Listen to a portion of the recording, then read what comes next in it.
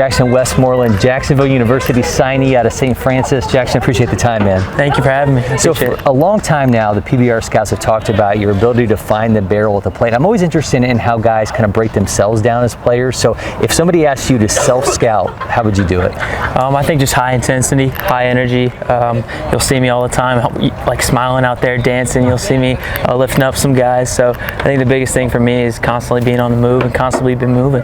You committed to Jacksonville in August. You signed in November. I thought it was interesting when you had your social media post when you committed, you had a checklist, and the number one thing on that checklist was brotherhood. So kind of take me in that a little bit in the moment you knew that that was the place for you.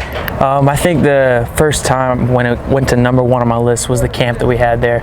I tell this story all the time. They gave us a tour at the end, and I walked in, and it was a small weight room about the size of a U-Haul truck, and there were two guys in there pouring sweat and just getting after it, and there was no, like, it wasn't shiniest weights, it wasn't the biggest weight room, but they had each other and they were there pushing themselves. So I think that's kind of what I wanted, and that's what I would look for. So they went to number one and they stayed there the whole time. That's awesome. I know you and St. Francis have some bigger goals, so I want to get into those in a moment, but from a personal standpoint, if we're having this conversation in June, what is that thing that at the beginning of this season that you have to be better at by the end of the year?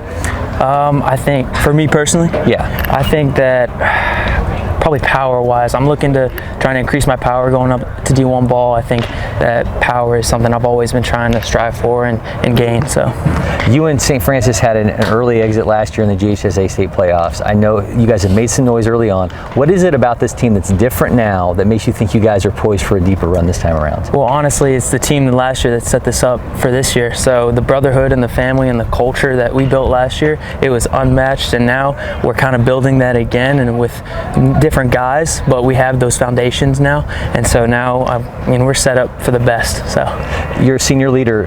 What does that mean to you in terms of setting the tone and setting that standard for the rest of those guys? I think we just need the value of family. Last year we had tears at the end of the season, and that's our goal this year, is to be sad but also be happy for our guys to be moving on, the seniors to be moving on, and I think that's what we pride ourselves on, big awesome. culture. I love to have guys break down their swing, so I'm going to have you get your bat and take us through yours. Sound good? Sounds great. All right. When I step into the plate, I take, first before anything, I take a deep breath, look at my barrel, look at a sweet spot on my barrel, and just take a big inhale, big exhale. I step in the box, get set up, and then my biggest thing is keeping my hands loose.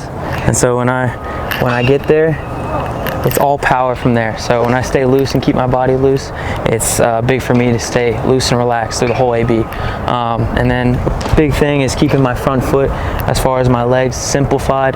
Nothing too big, nothing too fancy. It's just quick, down, up, down. So try to keep everything simple. Most of the weight of my back leg to try to get as much power as I can, and just try to stay loose.